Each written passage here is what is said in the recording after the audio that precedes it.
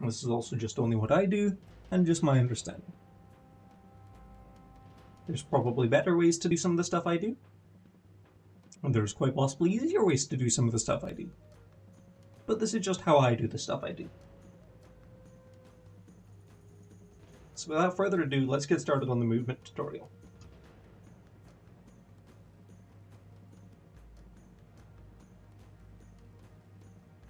Okay, so one of the first tricks we need for the run is hyperspeed. It's very important, and these techniques which I'm going to be going over here, I'm not going to be explaining in each individual level. I'll assume that you've been able to at least manage to pull off these attempts. It doesn't need to be super consistent, you just need to be able to do them. So hyperspeed is performed by first switching dragons, so it'll be the L trigger on Xbox, and then immediately pressing left bumper. Whilst after you've pushed the left trigger as well, you'll be pushing a direction and you'll see the dragons roll. I'm going to purposely do this too early, and you'll see what happens. So in that case, I pushed left trigger, held the left stick, and then pushed left bumper, and both dragons rolled. That means I did not leave enough time between the left trigger and the left bumper input. Didn't get it there either. And there we have it. When Cinder or whatever dragon you've just switched off of is stuck in place, this is hyperspeed. You are unable to walk on the ground. However, by jumping, you'll notice that Cinder goes flying. You can keep this hyperspeed in flight. So once we land from that, we still have hyperspeed. However, in hyperspeed, we cannot attack. You'll see I'm mashing the X button. Nothing's coming out. We can, however, create a version of this called attacking hyperspeed by finding either vines or a wall we can run along. So I'm just going to go get some vines.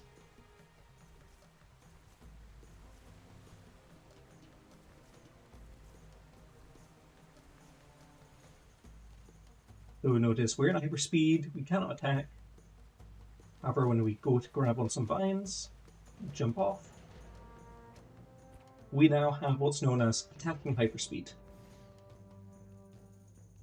which is pretty important in a few situations, and we'll be using at some points in the run.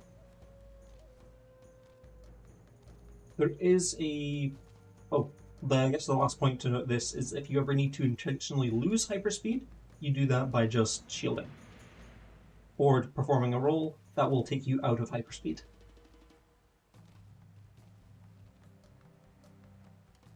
There's a variation of hyperspeed known as attacking hyperspeed anywhere, which is a version of being able to do that technique we just did of being able to get the attacking version, but we do not need vines to require it.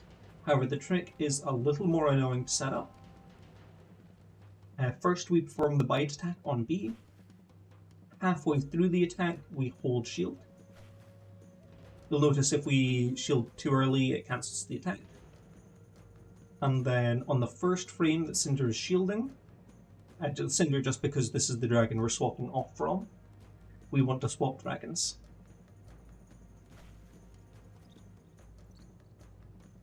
Didn't get it there.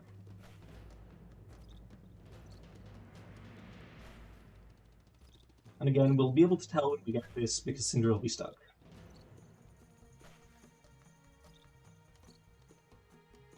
There we go.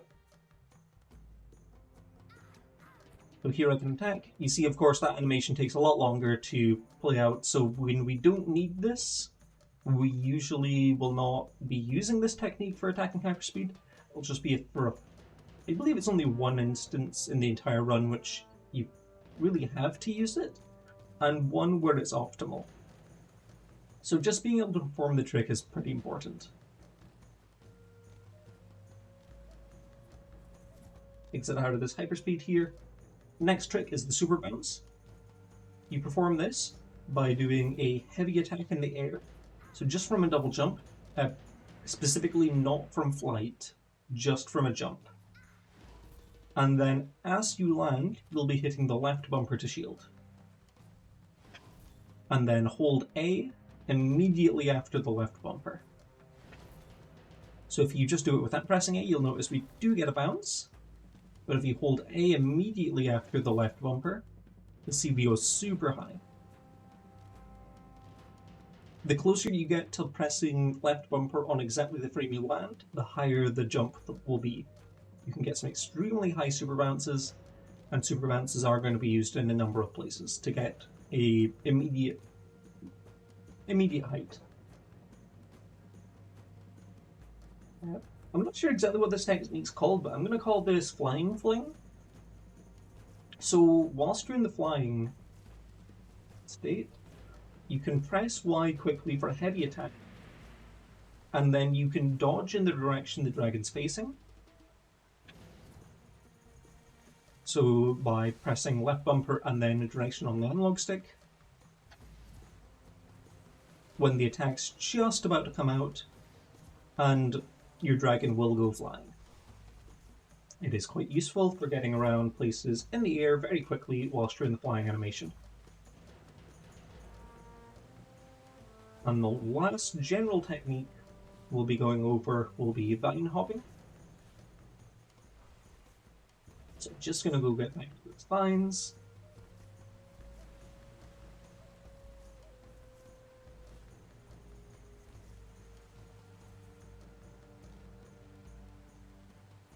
So normally when you're climbing around vines, it can be quite slow. We even go left around these vines? Yeah, we can. We just couldn't go there. So yeah, vine animations is a little slow. However, if you just spam A to jump along, you will jump along the vines. You can do that from left to right as well. And you'll effectively just kind of do a jump off the vine. There's a few places we can string that together for extremely fast movement. And that is all of the primary techniques. You need to understand everything else in this tutorial.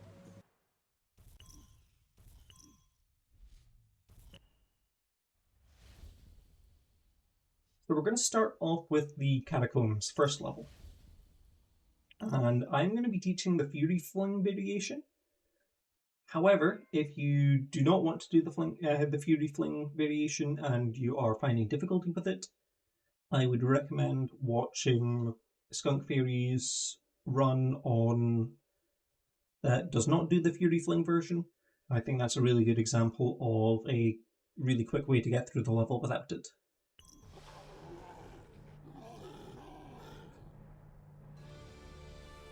However, this tutorial will be covering Fury Fling. One of the immediate techniques we're going to be using out the bat here is performing an infinite combo on some of these Grublins. You perform a bite attack on them first,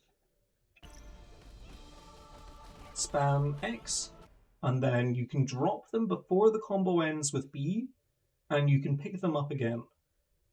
The reasoning for that is it will delay their death animation, so the enemy won't actually start dying until it's had time to die. So we can keep putting the enemy down, picking it up, performing a combo, putting it down, picking it up, and as long as we don't put it down for long enough, then the enemy won't have time to die, which allows us to build up as much combo as we want. It's an exceptionally fast way of building Fury.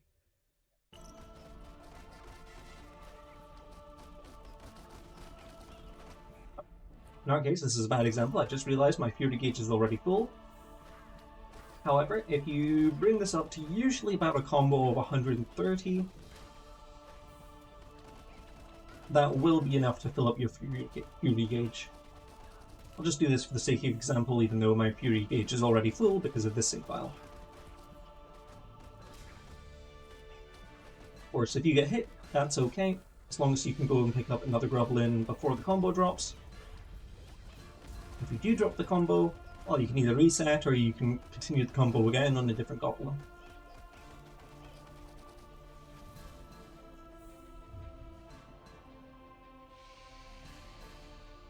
For the second wave here, we're just going to be dealing with the Grublins as quickly as possible. A good way to do that is just spamming the heavy attacks.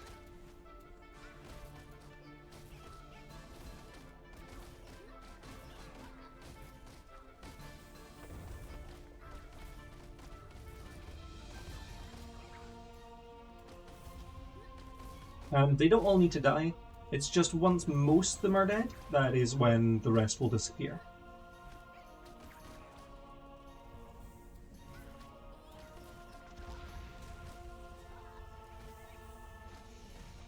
There we go.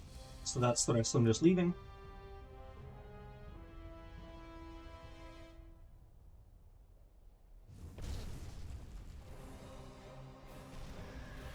So immediately when this comes up, we're going to press B and then mash X. Immediately once this is done, I'm going to hold up left. That will manipulate the golem to always be doing that attack. Wait for this to land. Now after this has landed, we're going to be performing a super bounce here. And then after the super bounce, we're going to be going into the flight animation, and then purposely holding A to fall out of the flight animation.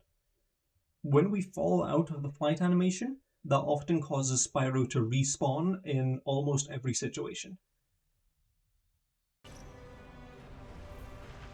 So super bounce, fly. See that Spyro got stuck, flew, teleported over there once we went into the flopping animation. If we swapped Spyro now, we'll see Spyro is now in the cutscene. We can just get past it there. Awesome, we're now past the initial golem fight. Now we're going to be going on to getting hyperspeed. So I'm just going to do the regular hyperspeed variation here.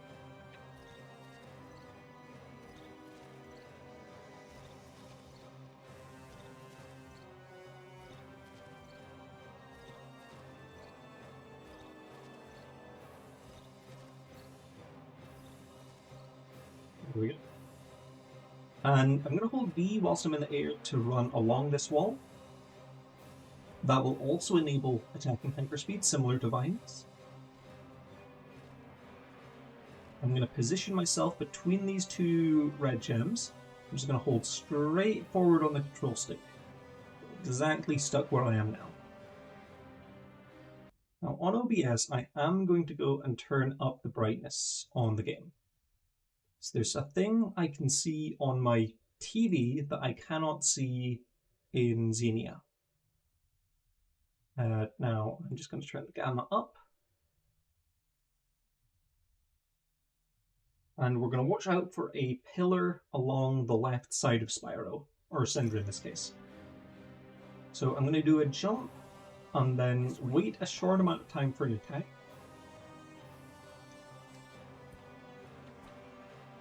We should see the twirl goes through the rock. We're just going to keep spamming X. After 2 full combos, then 1, 2, 3. 1, 2, 3. So I went through that really quickly, I appreciate. I should probably just fall here and go over that explanation, but basically what I was doing there was jumping, pressing X to start the combo, and doing 2 full combos into the air, followed by the first 3 attacks in the next combo. All of this whilst keeping the stick neutral. In fact, I'll just fall out of here for the sake of example. Oh, I will reload the save, because that pushed us past the cutscene.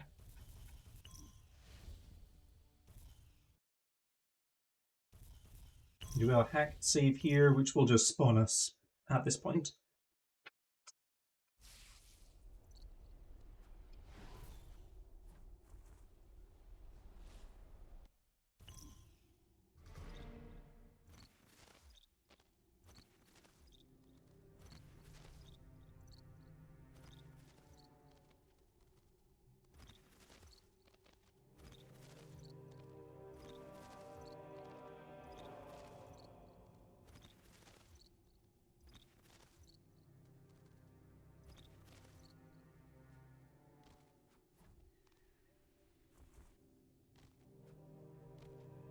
Lining this directly against the wall. We need to be timing our X inputs so that exactly we want to be doing the kind of twirly part of the last attack in the combo to go through the roof. 2 full combos, 3 attacks from the first, all whilst holding the stick neutral. And then once we're starting to fall, we're going to hold the stick directly forward for about, I count about 3 elephants. I'm like 1 elephant, 2 elephant, 3. And at that point we're going to pause the game.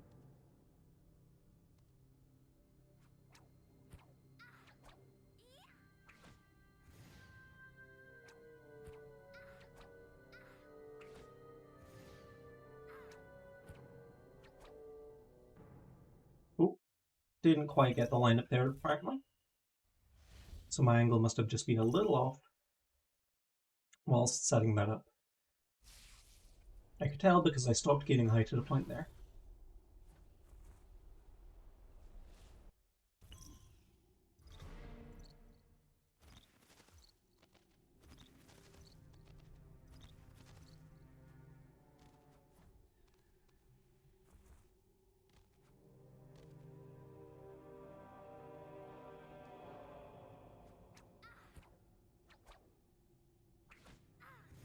The reason I've turned the brightness up is this kind of pillar that's going to be directly in front of us is a really good visual cue. So holding 1 elephant, 2 elephant, 3. And then we're going to hold the stick pretty much at an upright angle, hold X and Y down, and then press B to unpause the game. And assuming you fell for a long enough time, it should take you over here. I'm going to spam a few bite attacks and a few A presses to make sure Cinder is in the flying animations. Okay, my turn. Swap dragons. And if you've done all that correctly, and with a bit of luck, I'll be honest, you will be at the end of the level with the Fury Fling method. I will remove the screen brightness now. There we go.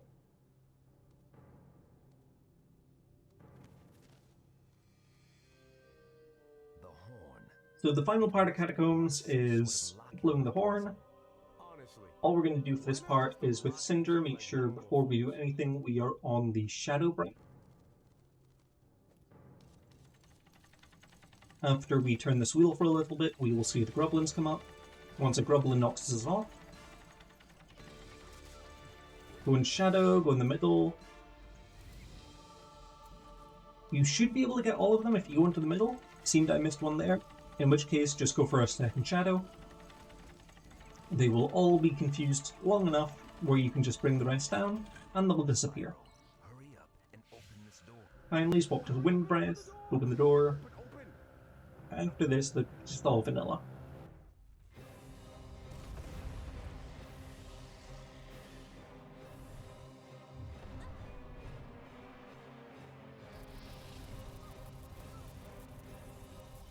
As soon as the X button disappears, you can skip the cutscene.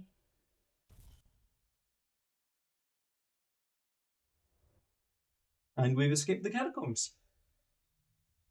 So that takes us through all the catacombs. The next level is Twilight Falls.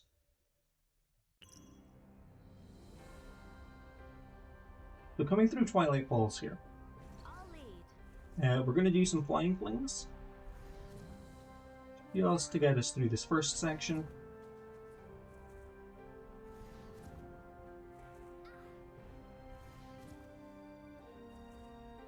Now, an important thing to keep in mind for this part is we do need to actually follow the path of this level. So these trees that we're just looking at, in fact, I'm going to land on rocks just to show.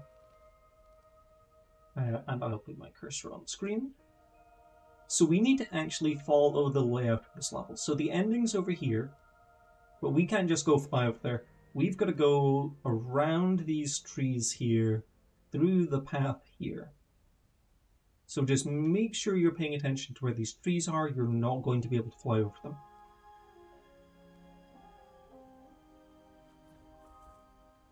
Because if you're doing some flying flings, you will most likely be very much above the trees. Two ways to do this. One way is just to do a flop here, letting go of the A button, and then holding the A button. And if we push against this for long enough, Spyro will usually spawn on the other side. Other option is you can do a flying, and then just kind of do a few bites through the wall, and usually that will cause the dragon to respawn on this side as well. This is easily one of the shortest levels in the game. We just do a super bounce to get the dragon up here, hold A to bring them into swinging,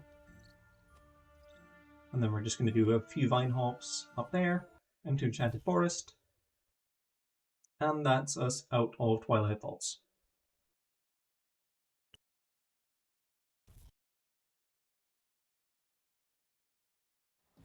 Valley of Avalar is definitely one of the most involved levels at the start of the game. So we're going to come up to just to the right of here. This is not particularly precise. But I'm going to do a super bounce to get up high. Flying fling forward. We're going to do one flying fling to the right. And then we're just going to spam the A button for some fast flying movement. And assuming we got far enough to the right there, we will respawn here, which escapes the whole saving the cheetah section. After this, we want to open this only halfway. You can open it a little more than halfway, but the important thing is you don't fully open it. The reason for that is if you fully open this one, it will close when we come back to it. However, if we leave it half open, it will stay half open, which is very good because that means we need to do less when there's fighting happening.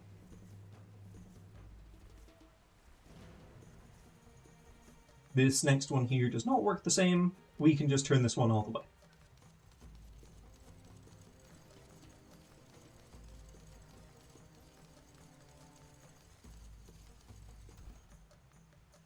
So here we're going to be getting hyperspeed, but not for the purpose of hyperspeed. We're going to be using it for the side effect that causes the character to be stuck.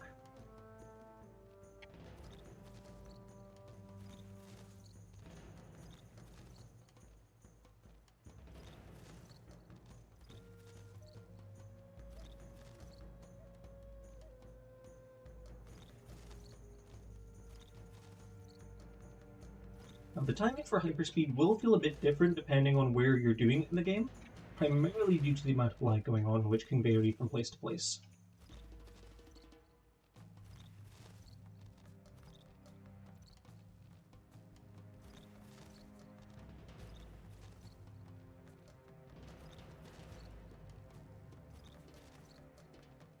Here, this is currently just a skill issue.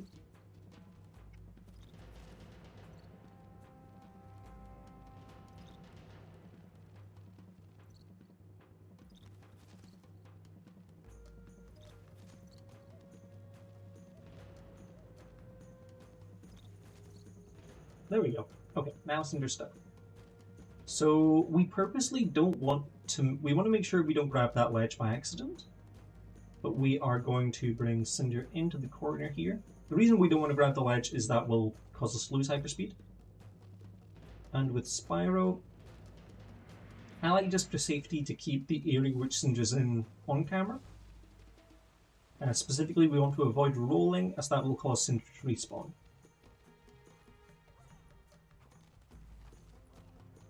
When Cinder is stuck there, we're going to turn the camera into this corner here.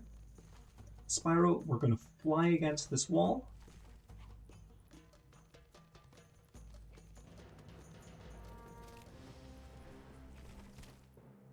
Hopefully you should get a camera like this. Just going to fly against this wall for a few moments. Flop. And Cinder should be on the other side.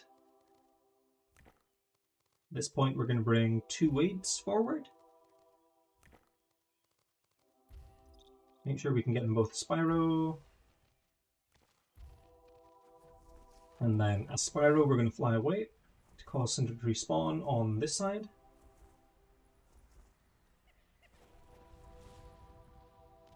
Collect the wheats.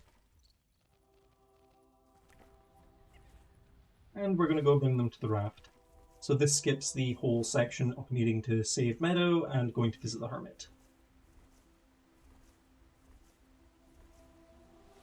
Optionally, you can wait till now to open that second gate, if you'd rather get that trick out of the way first.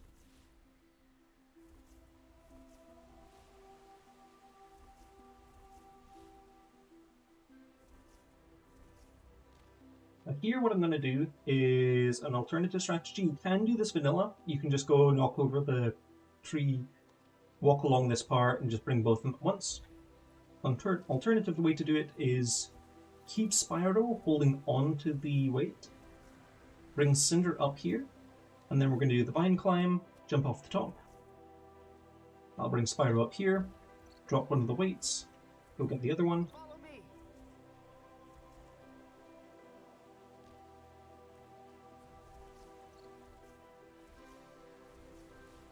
Perform the exact same action again here.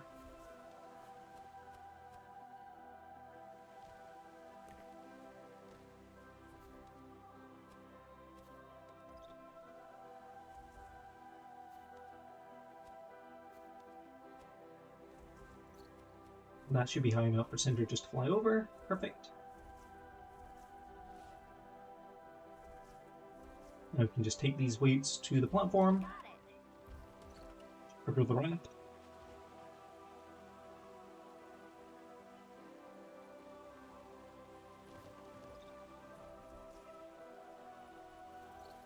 Oh, apparently I did not latch onto the ramp.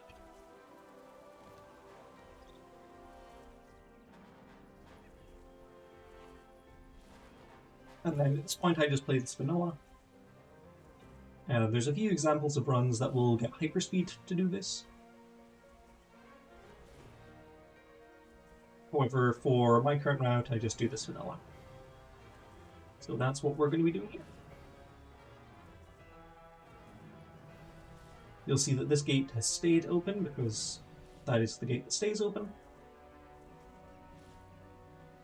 We don't want to take Cinder off the raft until we get this cutscene, otherwise the raft will go all the way back to the start. At this point the raft's kind of hit a checkpoint where it's not going to go any further back. We want to land just beside this. The reason for that is these enemies will do like a jump attack, so as long as we kind of just stay right next to this platform thing, we can work at this and they'll completely miss us with all their attacks. But yeah, you'll see he just jumped over, and that's how long it took to do that. Awesome, Cinder's attached. Now we just bring the raft to the end of the level.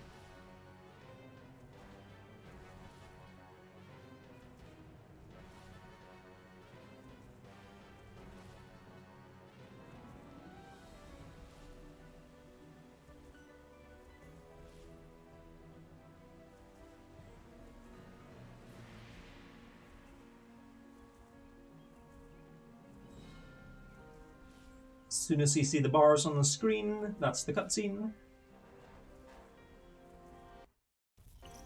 And immediately press B to trigger the next part. And that takes us through the Valley of Avalar. Oh, Hunter, we have to go this way? If we march quickly, we shall reach the Dragon City by daybreak. Yeah, thanks for answering.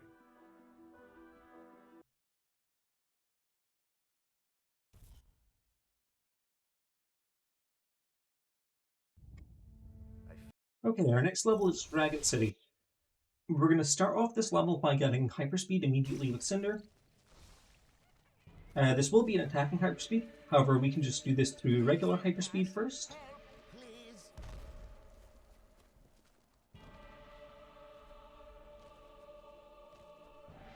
Awesome. And then all we want to do for this point is we're going to jump into this kind of corner here, where the blue gems are. So just kind of that area there, that corner.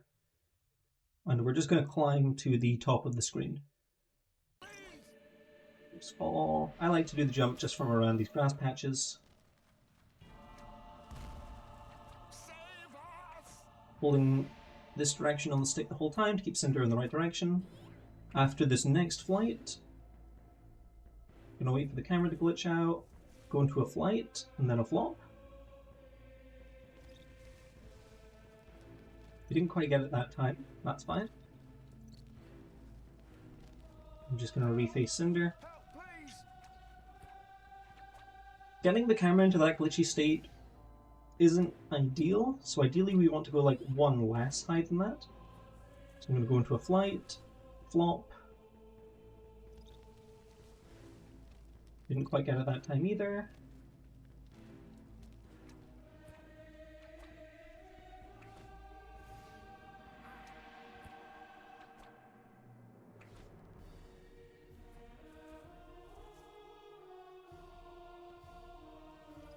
There we go. And if as long as we were holding forward that entire time, that'll cause us to respawn in this section. This section's just at the end of the level. Oh, important detail I forgot to mention before here. Make sure that you have mana with Cinder. If we do not have mana with Cinder, we will not be able to do this next skip, and there is no green gems in this area. I'm just going to do some super bounces up here. We'll get a loading screen. So the cutscene trigger here is around like this kind of point. So when we're coming over this line here, we're going to hold right trigger with Cinder whilst in the shadow magic to not trigger the cutscene. And at that point we're safe. As soon as you're falling, you're fine. You have skipped the whole fight here. We just need to do the part where we close the door multiple times. And we'll have 0 interruptions. Perfect time to take a drink. At this point, just reposition Cinder and mash when it's asked.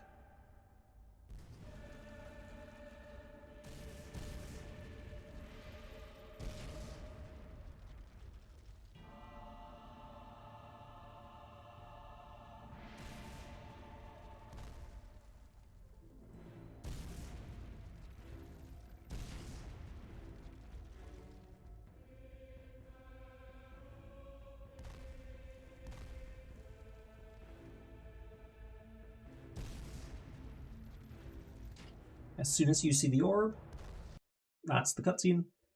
It's not a cutscene until the orb appears, but that's us out of Dragon City.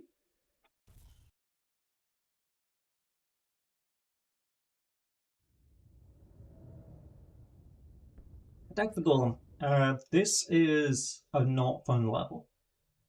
So you've got really 2 options here. You can do the attacking hyperspeed anywhere, or you can do this level vanilla. Those are your kind of 2 options. I'm going to be showing off the attacking hyperspeed one because it's the most different from how you'd normally play. And most in need of a tutorial. So we're going to bring Cinder over here. This is a relatively safe space. The enemies can only sometimes reach us here if we get unlucky. So we're going to be using the attacking hyperspeed anywhere by pressing B, shielding through the second half of the bite animation, and then swapping dragons. I don't expect to get this first try. This is easily one of the hardest tricks that I do in the run.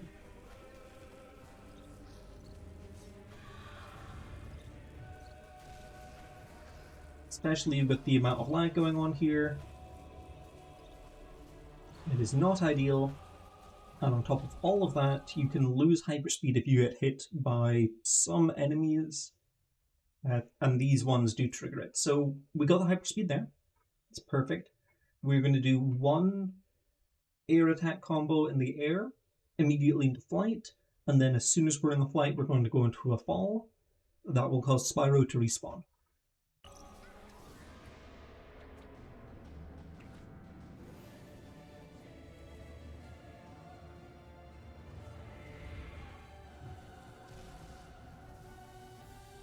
Okay, that Spyro spawned over here. Perfect. Unfortunately, we did lose hyperspeed here, so we're just going to need to get that again. I think that was just because the positioning Cinder was at when we did that. Ideally, you can not lose hyperspeed when you do this.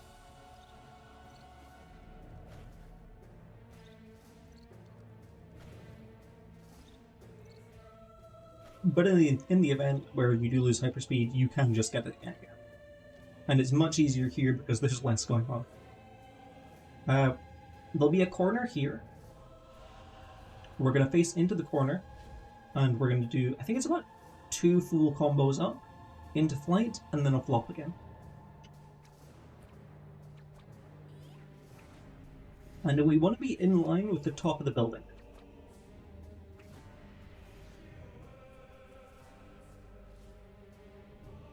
Okay, my turn. One A press to trigger the flight after being in the flop, and then immediately switch dragons. That'll bring Spyro here, which is pretty much the top. Here we can do the usual vine climbing. Press B to re-grab if you get stuck. And that's us at the top of the golem. So we're primarily going to be standing here, as that will cause him to do an attack which is really easy to dodge for us. You just do a roll to the left, get his fingers. He does the fist, you just kind of walk around the debris with the fist.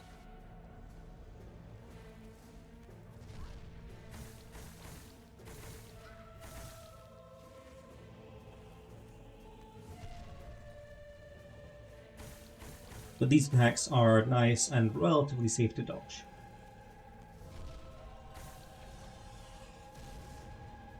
Get experience and health for whichever dragon really needs it. This is a mash X.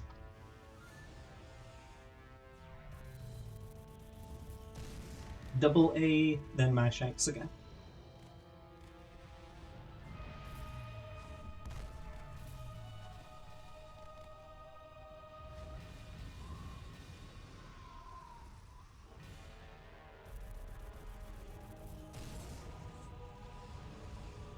We're gonna head back to our spot.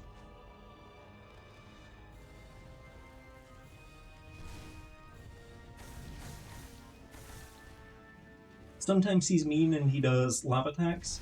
You've just kind of got to wait for him to stop doing that, if he does do that.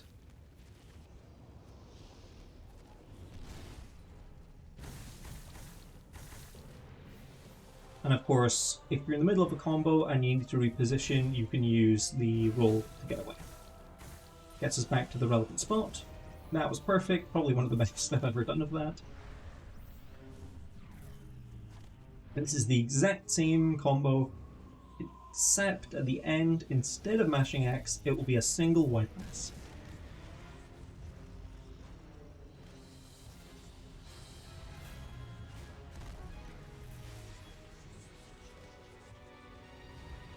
It always feels really anticlimactic.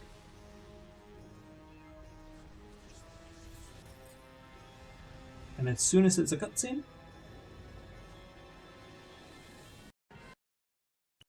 and we're out of Attack of the Golem.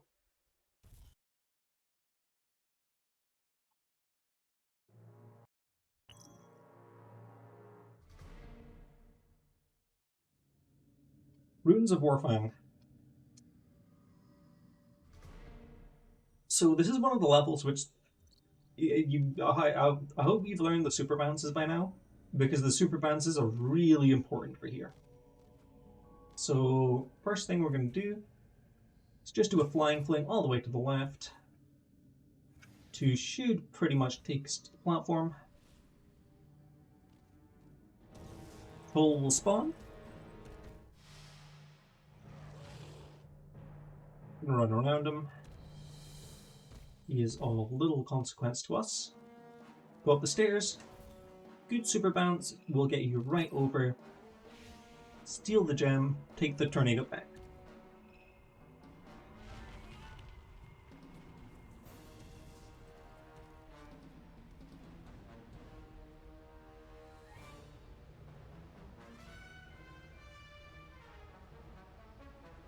Now you've got two options coming out of here.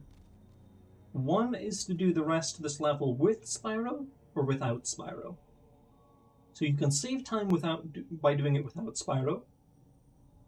But you can just do it with Spyro. That's fine. You'll just lose a little bit of time. So you don't do this next bit if you're doing it with Spyro. And then you just kind of use all of the whirlwinds to get back. All I'm going to do here is drop it with the B button, or Y button rather.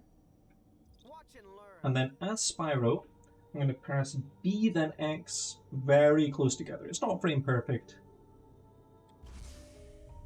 But you'll notice Spyro has stopped animating. He is now stuck in place. If you don't want to do this thing, you just give it to the statue normally, and Spyro will not be stuck.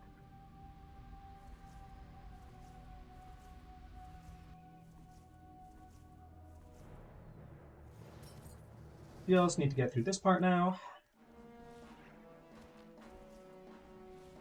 There is no troll here this time.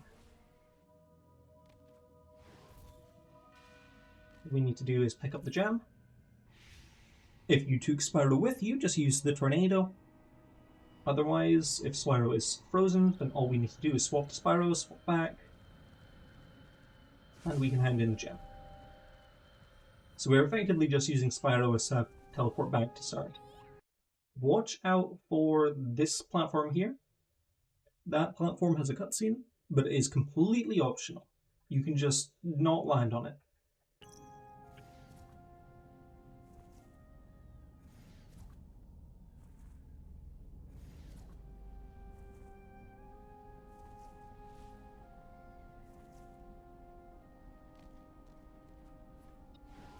Again, just another super bounce from the stairs.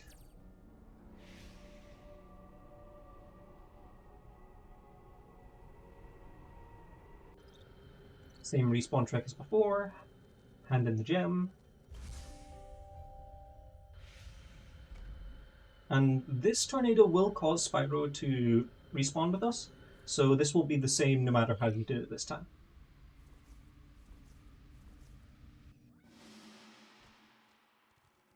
At this point, we're going to line up with this wall. We're going to do a super bounce. Didn't quite get enough height there. Again, not quite enough height. If you are struggling with this, that's okay. You can always do the section vanilla, just do the whole like Spyro rock thing. You can tell how frustrating this can be if you don't get this first try, and then you've got to deal with the enemies. Almost.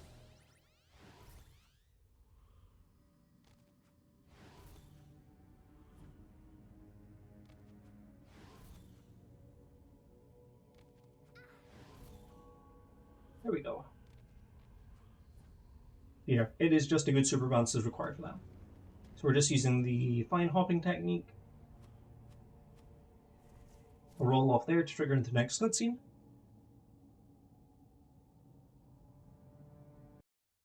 And then we can actually grab onto the top left of this door.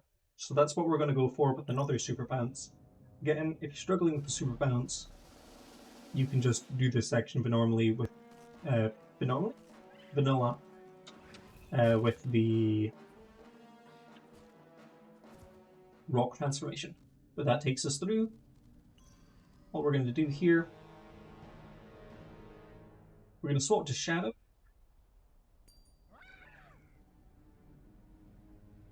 We're going to use Shadow on this guy. Once he's in the air, we're going to do a double jump grab, heavy attack.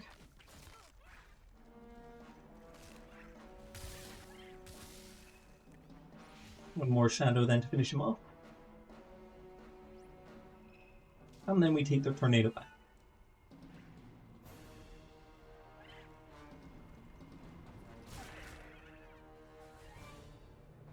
We can just fly towards where the tornado is, and it will take us from wherever we get into it. Just watch out when you're exiting this tornado here not to get sucked into the other tornado, which is right next to it. So it's okay to take that a bit slow. As soon as you hand it in, that is the ruins done.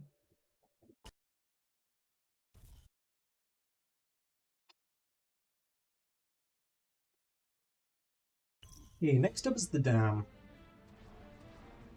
The dam's a short level, but it can be a pain.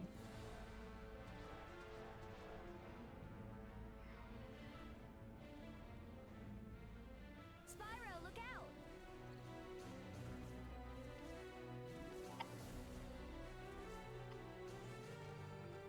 Here, we're going to go up to these crates, do another super bounce. We should have just enough height to get up there. That was pretty much the bare minimum of what you could do for that. If you are struggling to get them, like you are getting the right amount of height, but you don't keep the height for long enough, you can actually use the wind breath whilst you're in flight.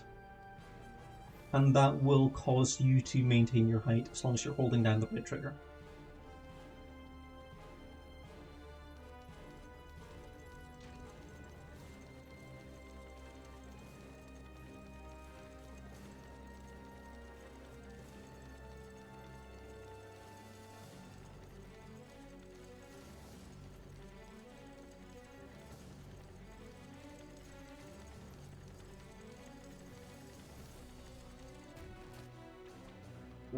Turn around here, we're going to do a super bounce up here. Careful not to go too close to that doorway. We're going to fly into this corner and then do a flop to respawn Spyro. And then what I want to do is get Spyro nearest the doorway and Cinder around here, so kind of like how they're lined up now. What we're going to do is we are going to roll this way with Spyro, but then immediately switch to Cinder. When we swap to Cinder, we're going to fly to the left over this hole. The reason we're going to do that is because there's a huge fight here, there's a trigger for when our playable character stands there. However, if we can cause Spyro to fly whilst we're not playing as him over that area, and then swap back to him, it will completely skip the fight. It's quite a long fight as well, so a good idea if we can skip it. Push the wrong button. Isn't too hard to achieve. So we'll see Spyro just kind of gets over there. Swap to him. We're all good. We just need to navigate our way around that corner. And that is the troll fight skipped.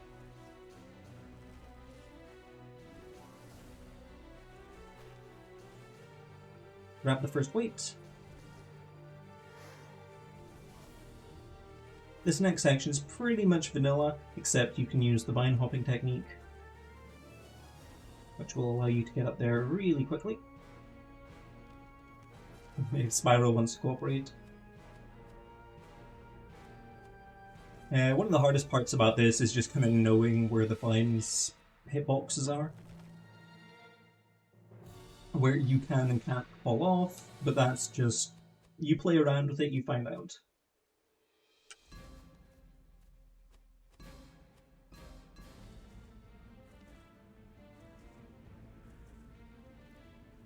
You can use rolling to get around a lot faster than kind of just walking here. And I want to pay attention to my health bar here. I want one of my dragons to at least be almost full health. The reason for that is we're going to need to tank a few hits in shortly. So I need to figure out what dragon I'm going to be okay with tanking a few hits. In this case, I'm probably going to go with Spyro, he's got the most health.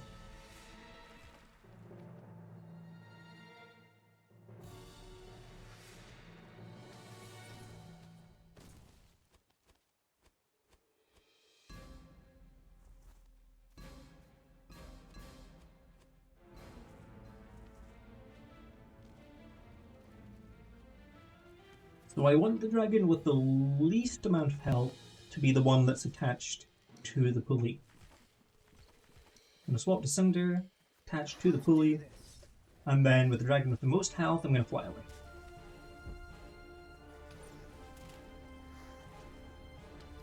You see here we are taking a handful of hits.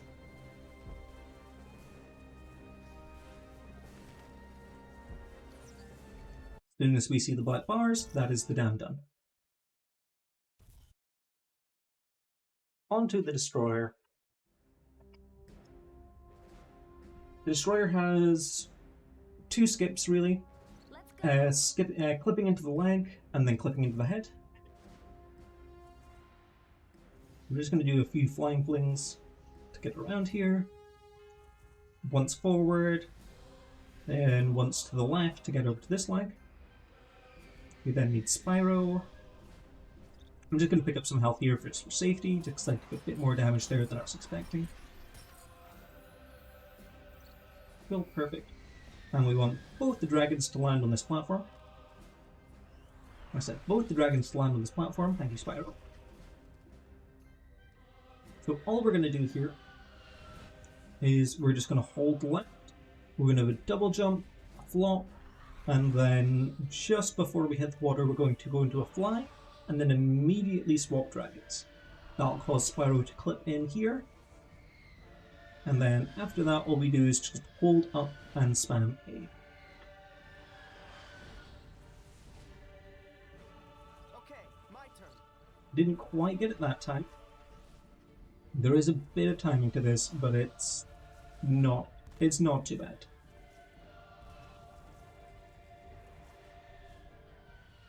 I think I'm probably just overthinking it because it's tutorial and I'm trying to think about what I'm saying.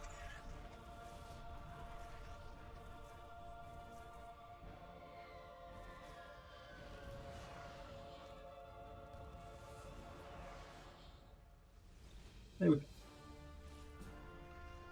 And I'm just kind of making sure I'm flying up the way.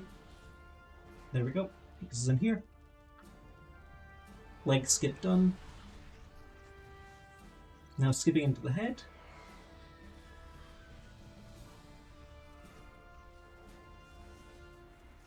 Now we want to be really high up for this part to be safe.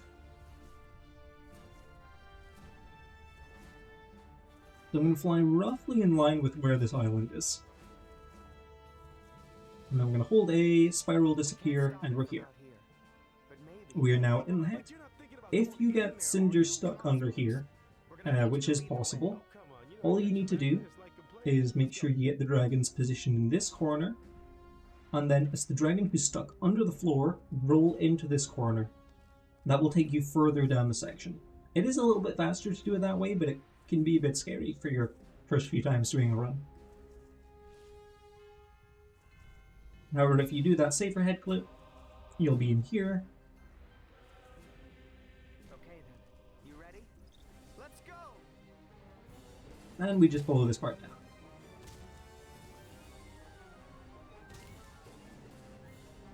Let's move.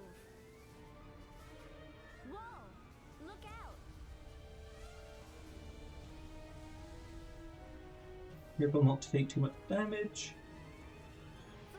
And just one general thing to watch out for is make sure you have both dragons. If you don't have both dragons when you get to the bottom, just go into a flop and then regain the flight. And that should respawn the other dragon. Because it's possible to leave the other dragon at the top.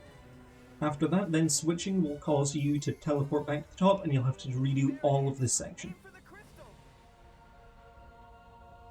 I'll show you the safe way for this. We're just going to wait for the lava to come up. Wait for the lava to go down. And then Y attack. As soon as the dragon starts doing the attack animation, I'm going to swap to the other one and do the exact same.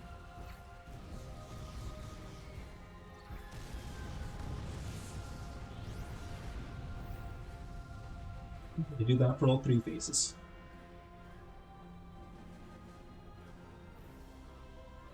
A few more passes.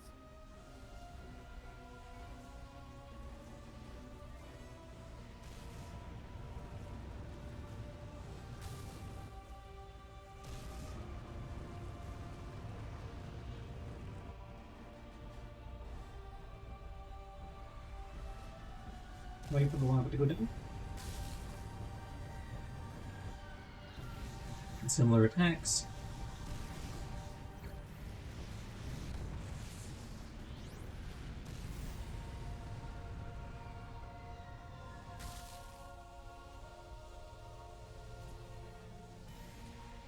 Don't forget you can use your dodge rolls here to keep out the way of the lavas if these are giving you trouble.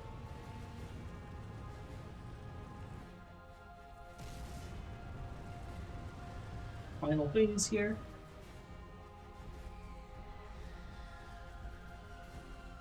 Don't wait for the lava to go down again.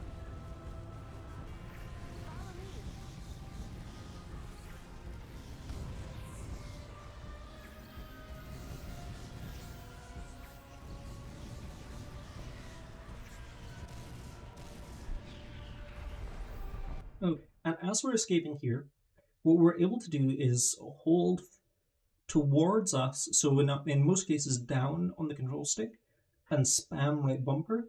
This will cause the dragon to dodge forward in a really glitchy way that will allow us to really easily escape the lava pretty much every time. Just careful, because it does push you down, and that's sometimes not where the game is trying to make you go, which can cause you to miss a few entrances.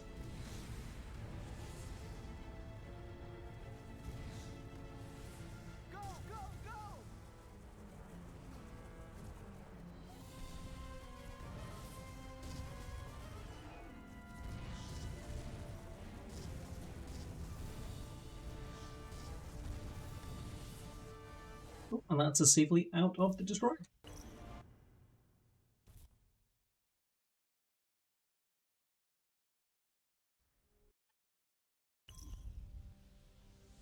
Okay, the burned lands. There's two variations of the burned lands you can do. Both are very similar and will converge very quickly. So I'll just describe one, and I will do the one which is more likely that you would want to actually do as a run when you're starting out. So you can do the attacking hyperspeed anywhere here, the one where you buy and then swap, and you get hyperspeed with Cinder. At that point, just remember the rule that we established in the Twilight Pulse, which is you've got to follow the geometry of the level. So just make sure you're following the path that the level is. You should be able to watch any run that uses the attacking hyperspeed anywhere there to at least figure out the basics of what's going on. If we do not want to do attacking hyperspeed anywhere, which is very reasonable, we can instead get regular hyperspeed and then do a wall climb.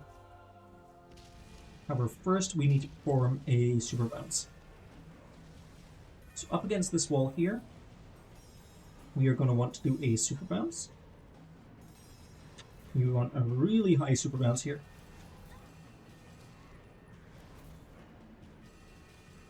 And that'll take you to the top of this wall. You're able to climb up.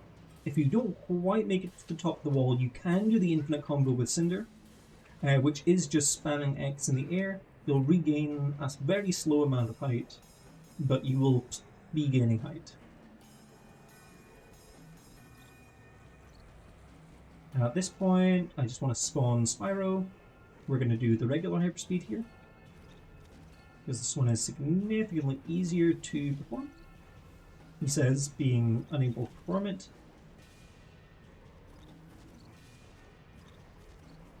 There we go. And then all we want to do is come up to the left wall here, the one that's very clearly dark.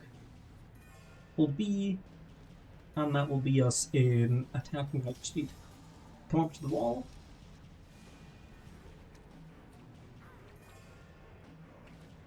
One combo up high enough should be fine. Make sure you go over the forest there, just following the geometry of the path to the level, as explained earlier. And then fly into this next section. It will look unloaded, possibly. It usually looks unloaded on console, at least. And the final part is to get up to that section over there. We are going to face this right part here, so towards the gems. Be careful not to go back, otherwise you will get stuck in the geometry of that wall there.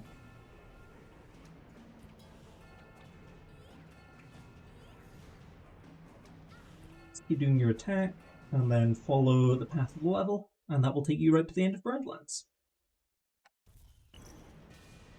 So be careful not to enter flying at any point there, so that can also trigger the cutscene. If you do trigger the cutscene, you can just do an attack over the wall, over the troll fight. It's beautiful up here. Floating Island is my least favourite level in the run. I'm just going to say this now, so if you're doing this and you feel disappointed, that's fair, I'm with you. But I will show you the most consistent way I have of being able to get in here. It must lead to Malifor's lair. So first we want to get through this door. So we're going to get over this wall, and what's important here is that Cinder lands on the wall, but Spyro doesn't. Cool. So Spyro's down there. Now we want to go forward a bit, but we don't want. If we go too far forward, we'll see Spyro jumps up. We don't want him to do that.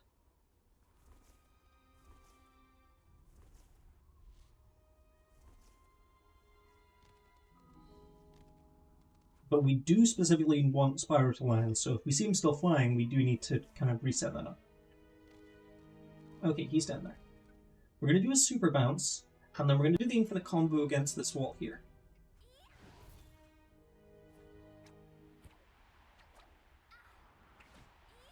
There's a few variations to this, but this is the most consistent I've found.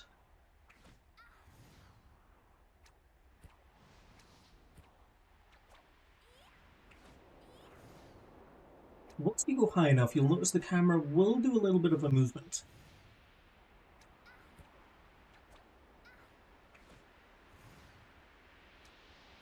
So notice that I'm not touching the right stick.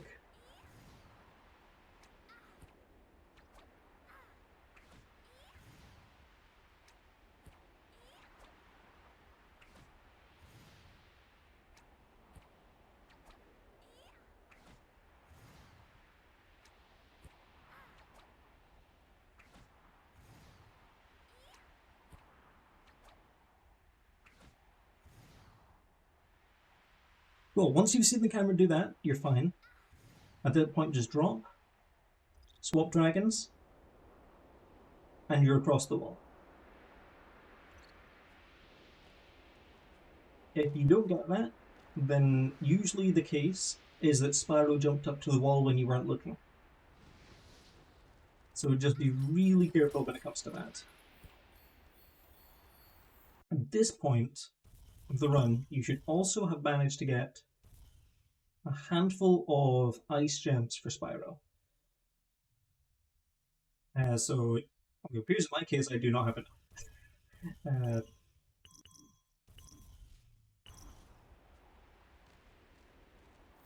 Code for... I'll worry about that later. One of the most important things though is that we just need a fair amount of mana with Cinder. Careful to make sure Spyro is here and by the door whilst you're doing this, otherwise the level can soft lock.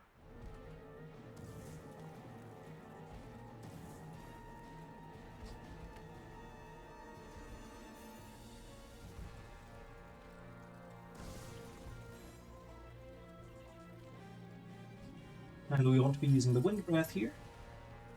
Just hold right trigger. After 3 hits, we'll go into Tornado and just eat them off the ledge.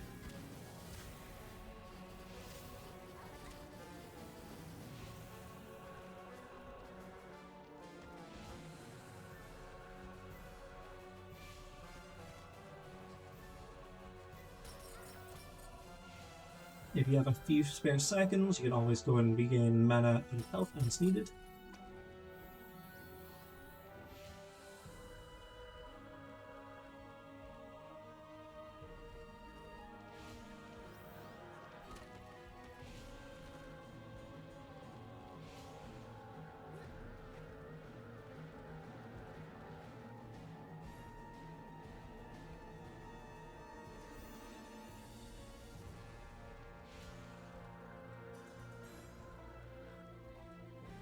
Well, just gonna fly over here, get Spyro some additional health and mana.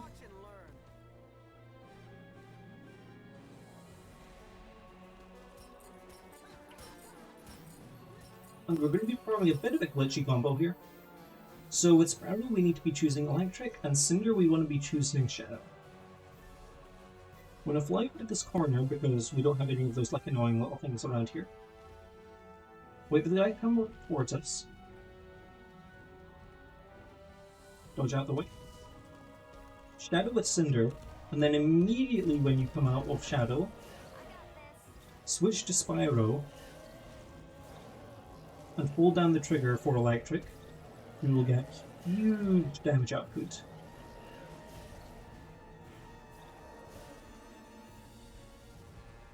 I do not get that much damage on console. So something's different on this. Usually on console, I get that in about 2 cycles. That was a crazy amount of hits. There must be something up with my frame rate or something on this one. Anyway. You want at least 4,000 XP for ice. So we're just going to bring up ice level 1 here.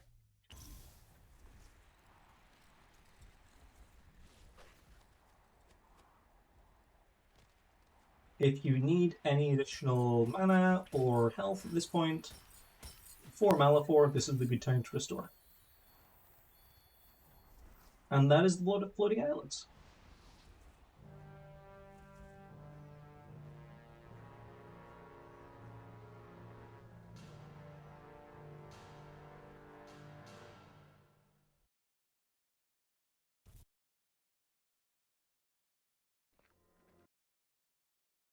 Okay, Malaphor's a hard fight. You've got to respect Malaphor. Malaphor can pretty much one-shot you in most parts of the fight, so just be careful. We're going to swap to ice, I'm with you.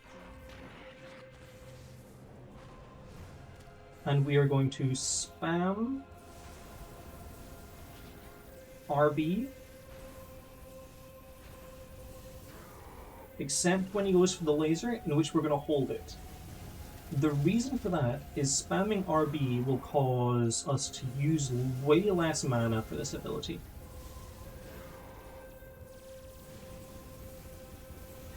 If he finishes the laser and we don't get the health crystals, then that means he's going to do a purple attack where he moves to the other side of the level.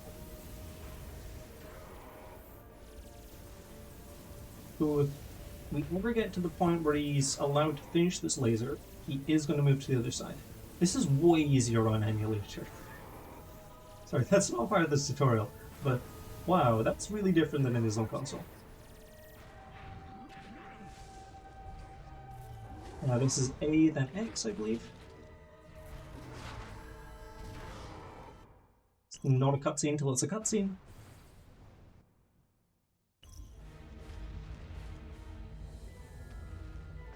Now at this point, Malaphor does give you a lot of mana when you perform things. So at this point we can just hold down the right trigger, the right bumper when we're performing the tornado attack.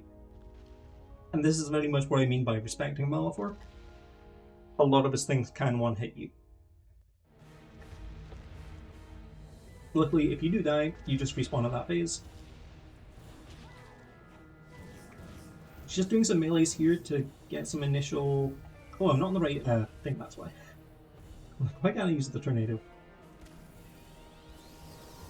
So at this point, you just hold the trigger. You want to stand behind Malaphor wherever you can, as that will usually be safe for most of his attacks. Purple rocks, just wait till the last second and dodge out the way. My timing was just a little bit off there.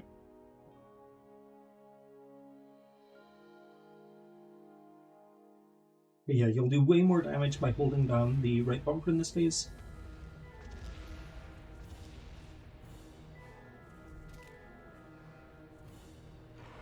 If he uses ice, hide behind him. If he uses purple rocks, fly away and dodge.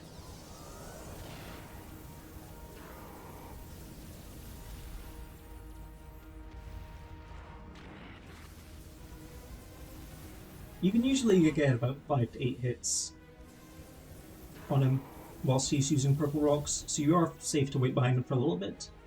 But just be careful and play to what you're comfortable with.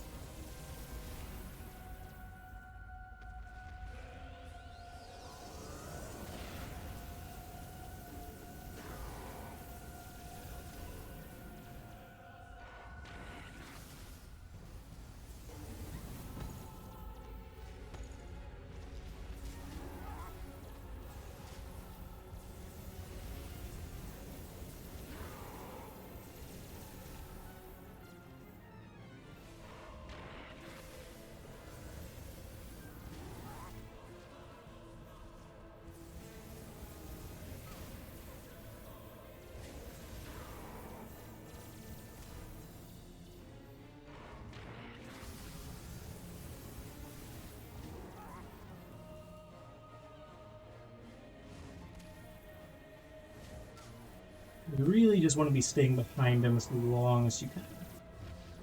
This is A, X, mash Y. So be careful not to mash X coming up to this part, as it can misinput the next part as an X input instead of a Y, and you will lose the QTE. As soon as you see the lines on screen, that's a cutscene. Final phase, Sword to Ice. Hold down the trigger. It's one of the fastest ways of building Fury. And then just laser him as much as you can. Hopefully you get him in one phase. If you don't get him in one phase, then just do it again.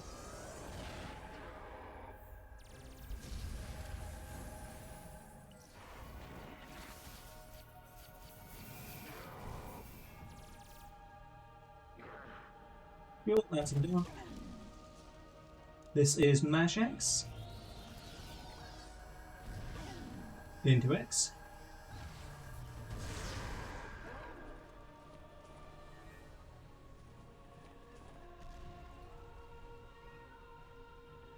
And mash Y into Y. And then time is on the final black screen after the QTE.